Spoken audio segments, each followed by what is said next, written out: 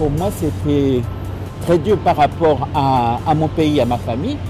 Mais en même temps, j'ai vite compris que c'est un pays tellement merveilleux et tellement super que je pourrais effectivement choisir la personne avec qui j'avais envie de compartir ma vie et aimer. C'était mon paradis.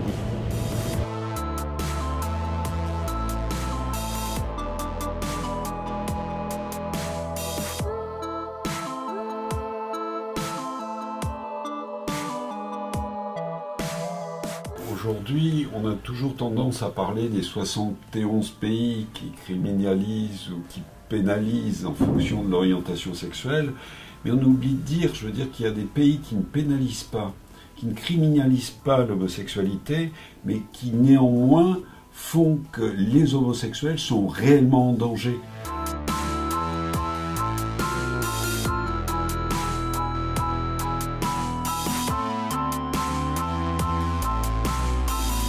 Je ne sais pas comment qu'est-ce qu'on peut vous donner comme preuve autre. On vous montre qu'il y a des choses dans son pays, qu'est-ce qui se passe, comment ils sont punis. On vous montre également qu'ici, il fait partie des associations gays, qu'il a une vie gay. Bon, en apparence, son image. Après, je dis, pour le reste, je ne sais pas comment, moi, sincèrement, bon, je vais être un peu cru là, et je m'excuse. Je dis, est-ce que vous voulez qu'on fasse l'acte sexuel ici devant vous? Je ne sais pas comment pouvoir... Parce que là, sincèrement, je ne sais plus comment dire.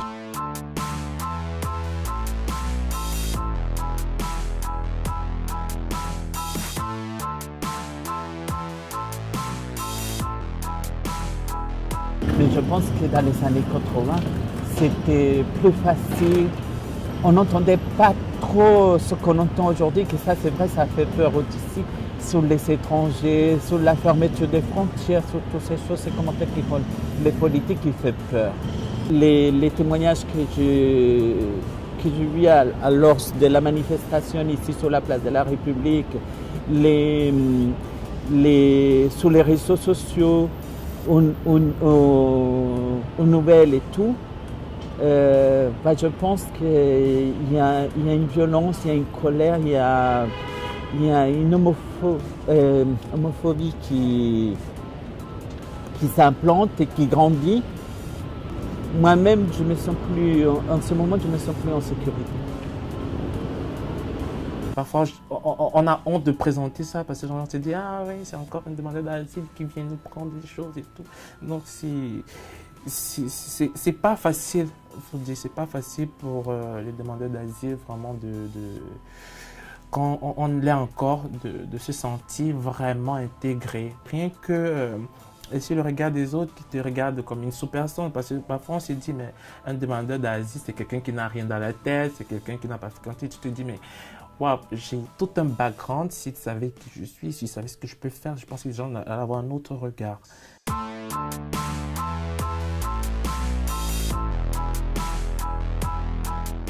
Si on obtient les papiers, c'est formidable, on est très heureux, tout le monde est très heureux, mais il faut savoir que c'est difficile aussi en France.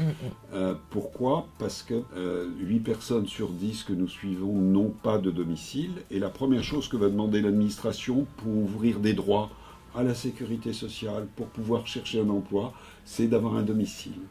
Et aujourd'hui, pour avoir une domiciliation, si on prend des départements comme Cergy ou comme Melun ou en Île-de-France, il y a saturation totale. L'État ne fait pas de domiciliation, se repose sur des associations qui ne sont plus financées pour faire des domiciliations. Et le délai moyen pour obtenir une domiciliation est minimum 3-4 mois après l'obtention du statut de réfugié pour avoir une domiciliation. Mon plaidoyer, comme je dis, c'est envers le gouvernement d'ouvrir et de comprendre que les réfugiés, on a besoin de plus d'attention. Nous, on n'a pas la force de pouvoir manifester de marche. Parce qu'on se dit, ben oui, il y a tellement de problèmes, et si ils nous ont déjà donné la protection et qu'on va les revendiquer, ils vont dire, mais ces gens, ils en veulent trop, ils veulent si. Donc du coup, ça nous réduit et on préfère subir. On préfère subir et ne rien dire. Donc,